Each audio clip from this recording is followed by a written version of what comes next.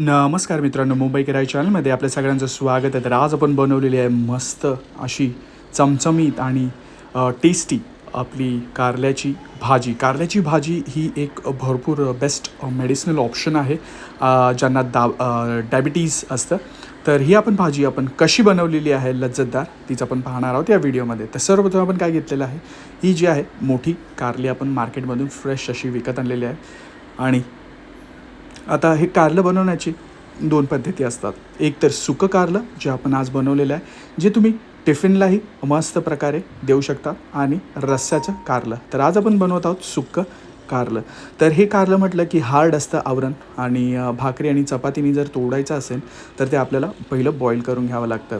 तर सर्वप्रथम आम्ही इथे काय केलेलं आहे, इकडे ते चॉप करून घेतलेलं आहे, कापून घेतलेलं आहे, जेणेकरून ज्यांच्या चकत्या ज्या असतात त्या आपल्या मस्तपैकी आपल्याला खाता येतील. तर आपण बियांसकट हे बॉईल करणार आहोत, कारण की बिया हे एक इम्पॉर्टंट घटक असतात. कारण की त्याच्यातला जो कडूपणा असतो तो डायबिटीज पेशंट्स जे आहेत त्यांचं ते डायबिटीज पूर्णपणे नाहीसं करू शकतं. तर दररोज कारलं जर खाल्लं तर तुमचा डायबिटीज कंट्रोलमध्येही येऊ शकतो. तर अशी भरपूर लोकं असतात की दररोज कारल्याचा रस पितात, कारल्याच्या चकत्या खातात, कारलं बॉईल करून खातात.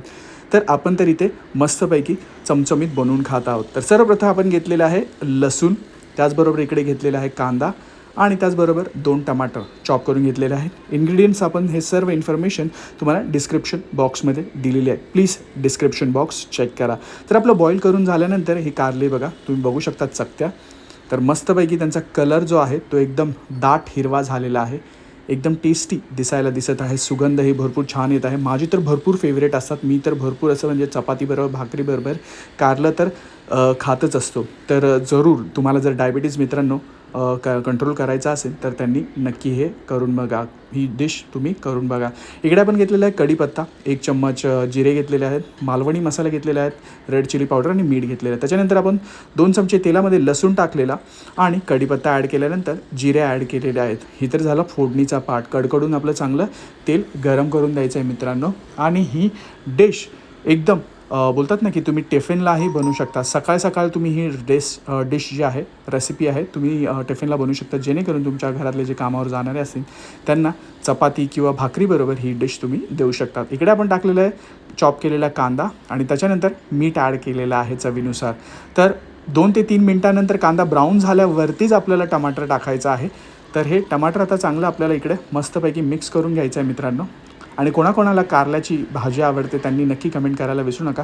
मला इकडे आपण ॲड केलेला आहे मालवणी मसाला, त्याच्यानंतर कलरसाठी लाल मिरची पावडर. हे सर्व आपण घेतलेले आहेत इन्ग्रेडियंट्स 1 चम्मच. आणि मीठ जसं तुम्हाला सांगितलं की ही 2 ते 4 माणसांसाठी भाजी आहे किंवा 5 जणांसाठी. तर अशा पद्धतीने तुम्ही मीठ ॲड करू शकता. मसाला चांगला परतून झाल्यावरतीच 5 मिनिटांनी आपल्याला हे कारली ॲड करायचे आहेत.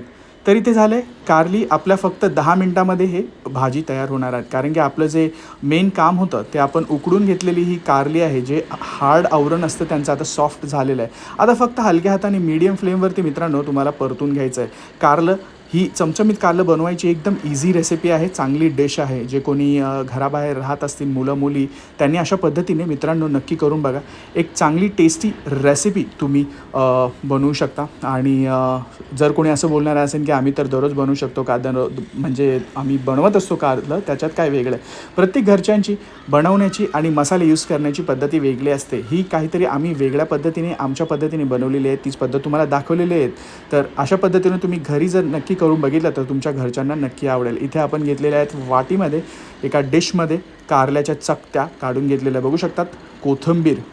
कढीपत्ता, कारल्याच्या चकत्या, त्या बिया त्याच्यातल्या, त्याचबरोबर कांदा, लसूण, टमाटर प्रॉपरली फ्राय झालेले आहे, जास्त तेल नाही आहे. आणि जे व्यक्तींना डायबिटीज असतं त्यांचं डायबिटीज नक्की कंट्रोलमध्ये येणार. अशा पद्धतीने तुम्ही जर हफ्त्यातून 2दा जरी कारलं खाल्लं ना, नक्की कंट्रोलमध्ये होणार. तर कारलं खाण्याची पद्धत तुम्ही नेहमीच कंटिन्यू ठेवा. भरपूर मेडिसिनल प्रॉपर्टीज आहे याच्यामधली.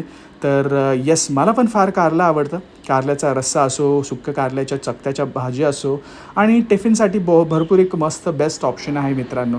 तर अशा पद्धतीने ही रेसिपी करून बघा. भेटूया पुढच्या रेसिपीजमध्ये.